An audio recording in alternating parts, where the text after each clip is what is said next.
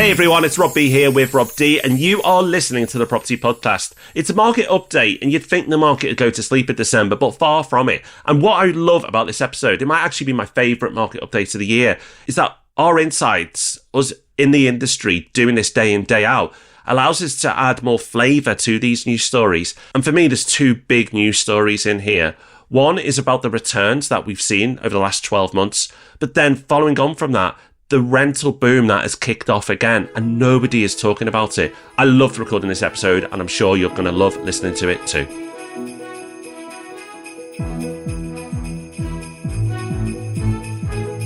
Welcome to the Property Podcast. If you don't know, we run a company called Property Hub Invest, which buys more than £100 million worth of property for our clients every year. You can find out about that at propertyhub.net/invest.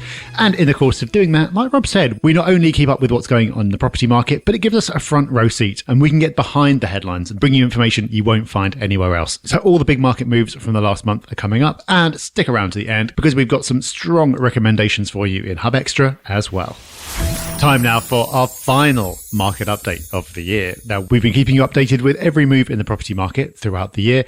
And of course, we keep you updated on every move in the property market week by week in our free newsletter, Property Pulse. That comes out every Friday. It's packed with loads of good stuff. If you don't receive that already, you can go sign up at propertyhub.net/pulse. But this is our final time in 2024 of rounding up the news monthly. And Rob, we will start, as we always do, with house prices, everyone's favourite subject. And just this morning, as we're recording this, some big data has dropped from Nationwide. It has. Property prices are up. Again, up actually by 1.2% in November, and that's an increase of 3.7% year on year. This, of course, is very important data because next week we will be reviewing our predictions, and we always look at the nationwide data. So up 3.7%. What I can tell you is not many people predicted that. Rob, we're still waiting on Halifax's data. It hasn't come out at the time of recording. But if we take the nationwide data, 3.7%, that is a pretty good year for property. And some people may go, oh, well, it's not gangbusters, it's not 8% or 12%. But actually, we say this all the time. You don't want that. 4% or close to 4% growth each year. That's a lovely number. It is. And when you consider everything that's been on people's minds this year, including the new government, including higher mortgage rates, including inflation that still doesn't seem to have come properly under control, including everything else that's going on in the world, that is a very strong result. When you see such a strong number in a year when there's been so much to worry about, and it hasn't felt like a good year, hasn't felt like an exciting year. This is certainly not an everyone let's pile into property kind of year. So to see a number like that, that is a sign of underlying strength for me. It is. And the Halifax data is going to be interesting when that comes out. And we will report on that next week because Halifax, their data tends to lean to property further north and nationwide property further south. So it would be reasonable to expect Halifax numbers to be at least as good, maybe even stronger. Interesting though, for the sake of balance, Zoopla have released their numbers and they've shown no growth this month. And overall this year, just up 1.6% year on year. So Zoopla's house price index, not as punchy as nationwide and possibly Halifax, but still.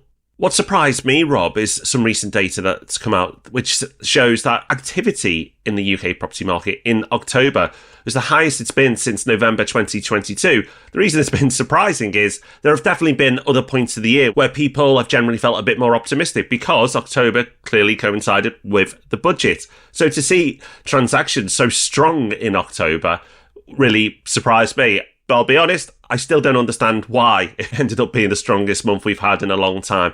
Can you enlighten us? I absolutely cannot. That was certainly not a month when everyone was feeling super optimistic. Maybe it was lots of transactions that were rushing to complete before the budget in case something crazy happened in the budget, but I'm stretching there. I don't know, Rob. But transactions are a good thing. Transactions are more important than prices in many ways. You want a market that is actually functioning. You want properties changing hands. So whatever the reason, I put that one down as a bit of good news. A final market-related story here from the FT. It's a story of house builders and how they've shed billions of value in their share price since the October budget. And there's a bit more pessimism in the market there. This, Rob, does not surprise me whatsoever. And I don't think it's just the budget. I actually think that's misdirection. I've seen this all year with Property Hub Invest. We've been able to really do some great deals with the major house builders this year. because they've lost Help to Buy and they still need to deliver homes. So seeing that the stocks have taken a bit of a hit recently has come as no surprise to me. I probably should have taken advantage of this inner knowledge. I wouldn't call it insider trading, but just inner knowledge. But I didn't. So just in case people do class it as insider trading, I did not take advantage of this insight or knowledge.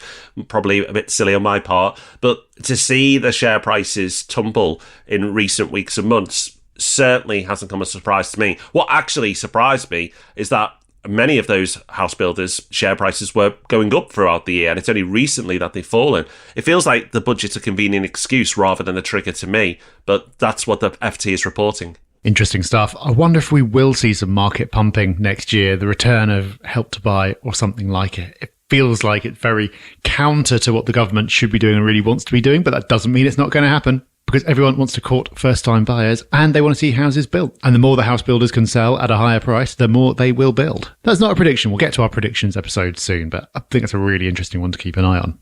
Moving on to mortgages, which are also, of course, critical to the market. October was a good month for transactions. October was also a good month for mortgage approvals, which hit a 2-year high. So another measure of activity in the housing market there. There's also a story round, which I've seen reported in various places with scary headlines, and a listener actually wrote in about this, so thank you to him. The headline in Letting Agent today was Bank of England's shock warning over long-term housing costs, which really wasn't a shock warning at all. It's a twice-yearly report that they put out anyway, and all it's basically saying is that mortgage costs are going to go up for a lot of people over the next few years because some people haven't refinanced off their historic really low fixed rates yet. And that is not unexpected in any way. Everyone already knew that was going to happen, but this has been picked up as a shock horror story in various places, including the BBC. I think it's easy to look at a headline like that and get the impression that mortgage rates are about to drastically go up, which is why I think those headlines are pretty irresponsible. But what actually seems to be happening is that mortgage rates are pretty much stuck around where they are. As a result of inflation being stickier than it first appeared, rate cuts aren't happening at the pace that they might have done. Therefore, there are fewer hopes of rates falling to the degree that might have thought. But it seems unlikely to me, Rob, that we're going to be going up significantly from here unless something significant happens.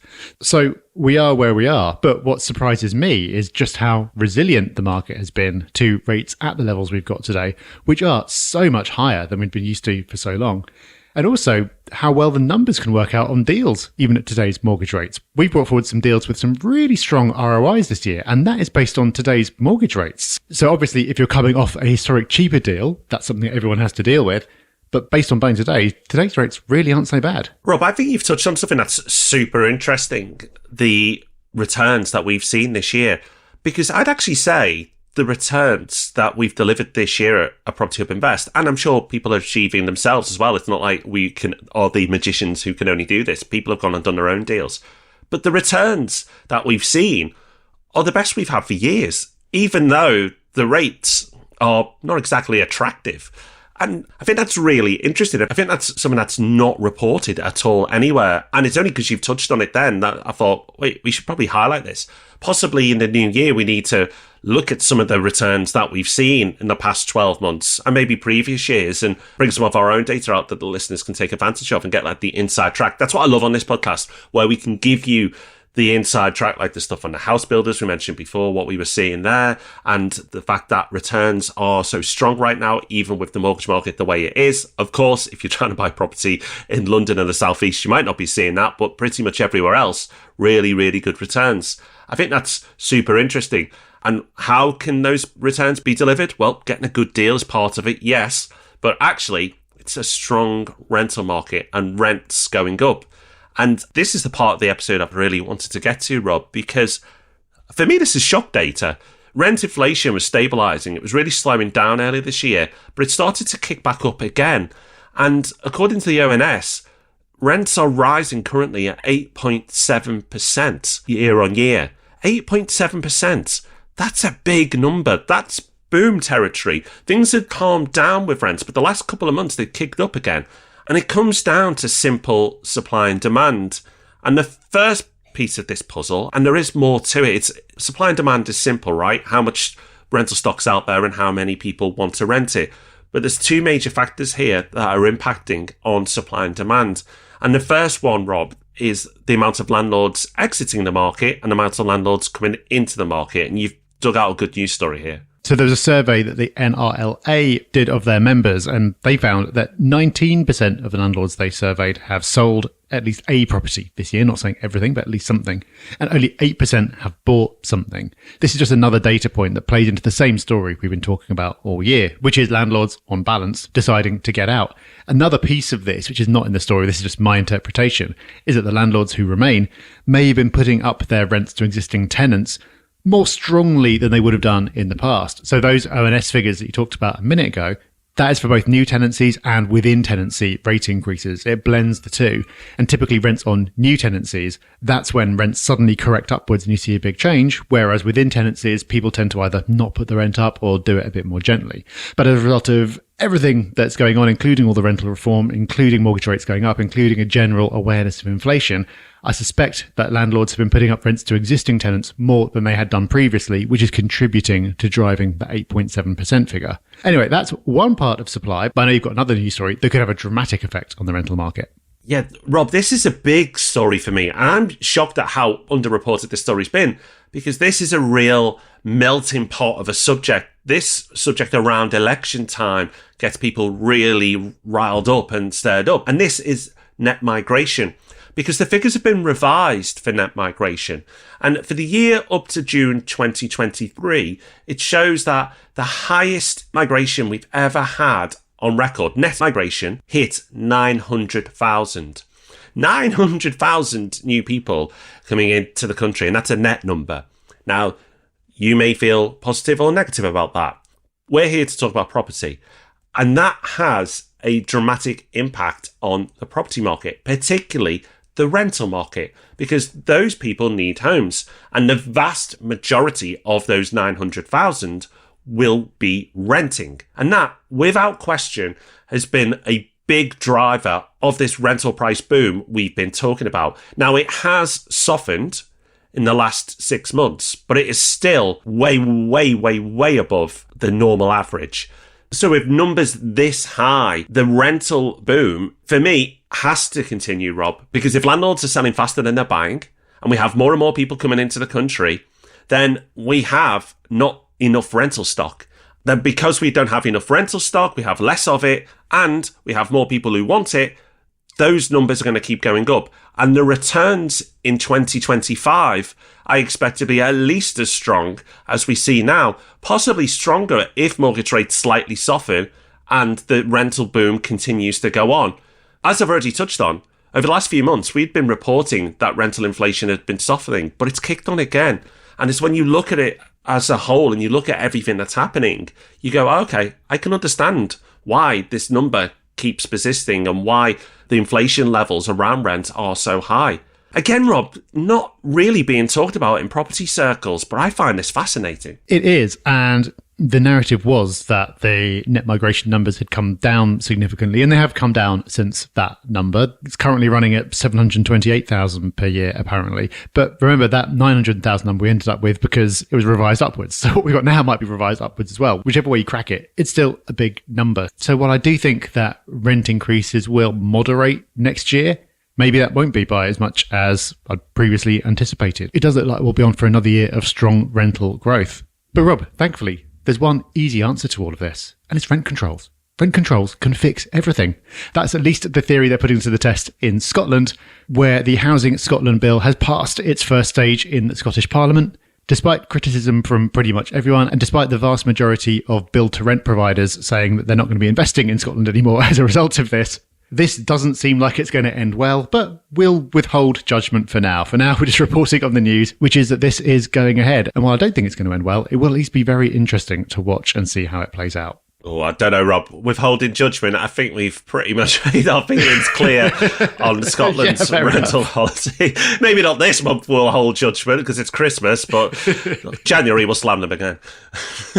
So rental reform going on in Scotland. Rental reform, of course, going on in England as well. But something else that is going on in Parliament is leasehold reform. Rather, leasehold reform is something that should be going on in Parliament, but more has been released about the timeline around leasehold reform this month. I think the short and snappy summary of this is don't hold your breath. Everything that's been promised around leasehold reform, which was rushed through in the dying days of the Conservative government and which the Labour Party said that they would be getting on with, Turns out a bit more difficult than expected. So the vast majority of reforms are going to be taking a while. I was emailing with a solicitor this week who specialises in this area, who said that a lot of it is going to be subject to a consultation, which isn't even going to start until the middle of next year. And some other parts of it are going to have to be a whole new bill that's going to have to be introduced from scratch. So basically, it's going to be a while. But the good news is that there is one quick and easy bit that they can do without any further legislation, which is the abolition of the 2-year rule. And this basically said that when you first buy a leasehold property, for the first 2 years, you can't extend the lease or buy the freehold. That is being scrapped from January, so you'll be able to do that as soon as you take ownership. So a minor change there. Any more substantial change, it's going to take a bit longer. And finally, if you plan on selling your home or a property in the coming weeks or months, do not delay, because Boxing Day apparently is the day. So don't be having a food coma on Boxing Day, because apparently Boxing Day is one of the busiest days of the years for views of property and homes. Maybe it's just people trying to get away from their families. Maybe this is just a convenient press release from Rightmove. Who knows? But if you do plan to sell, yes, it may be a little quiet in the next few weeks, but Boxing Day is the day when at least people are browsing and having a look at their future homes or future buy-to-lets. There's probably something in this, Rob, because we do notice ourselves a huge increase in interest in January. It's like people decide to get ripped in the gym and become property investors, which is great. I love that New Year enthusiasm, but try and keep it all the way through. That's my advice. And actually, December is a pretty good month to do deals, because some people do start to go to sleep, but we've seen that there are brilliant deals to be done in December. So if you can stay focused and you are open to opportunities right now, look out in December for a deal. Don't wait when everyone else is doing their deals. Have a look now. But of course, if you need a few weeks off for Christmas, enjoy that too. Yes, indeed. And if you do want to take the food coma route rather than the browsing Rightmove route for Boxing Day, then we've got something to help you out with that in this week's Hub Extra, the part of the show where we give you something a little bit more to make your life that bit better.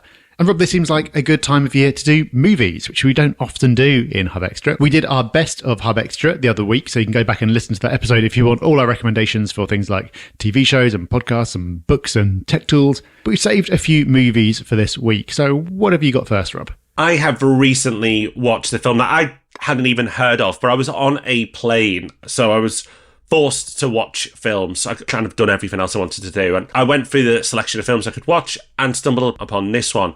And the reviews led me to watching it. But the reason actually I decided to go ahead is it's a war film that's based on a true story. So I was like, oh, this is interesting. It's a Guy Ritchie film. And the film is called The Ministry of Ungentlemanly Warfare. It is a war film, so of course it is a bit gory at times, but it's very funny, very slick, brilliant cast.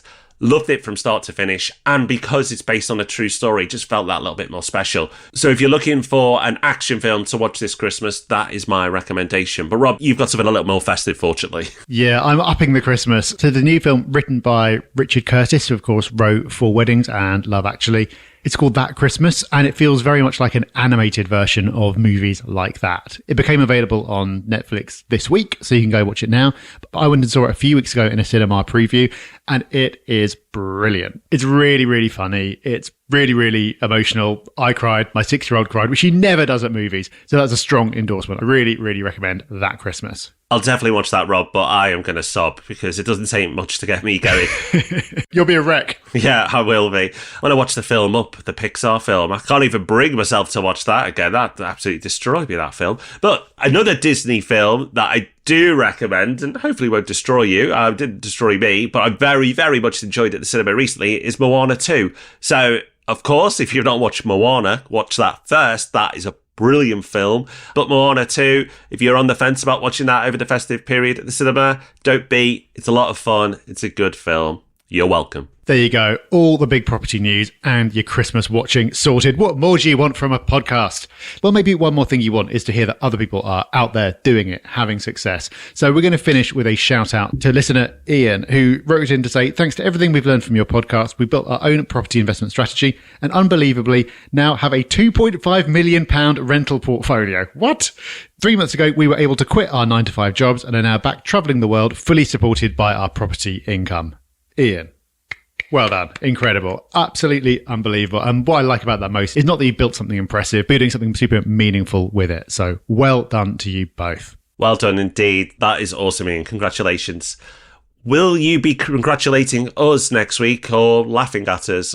Who knows? Because we will be reviewing our predictions. So each and every year, we put it out there. We tell you exactly what we think is going to happen. But then for some crazy reason, we actually follow up to see how close we were or far away we were from what we stated at the start of the year. I don't think anyone else is daft enough to do this, but our Christmas gift to you is to make ourselves look daft. So make sure you join us for next week. It's going to be a lot of fun. And of course, we'll be back on Sunday in the Sunday Times answering your questions. And Ask Rob and Rob is on a little Christmas break. But if you missed the special one we put out on Tuesday, we had a very special guest join us. So make sure you go back and listen to that one. Very, very privileged, super VIP. That was a very special episode. But Ask Rob and Rob will be back in a year. Don't worry, it's just a little Christmas break. But we'll be back with the main podcast and we'll be in the Sunday Times on Sunday. So plenty of Rob and Rob goodness to keep you going. Thanks a lot, everyone. Take care. Have fun. Bye-bye. Bye-bye.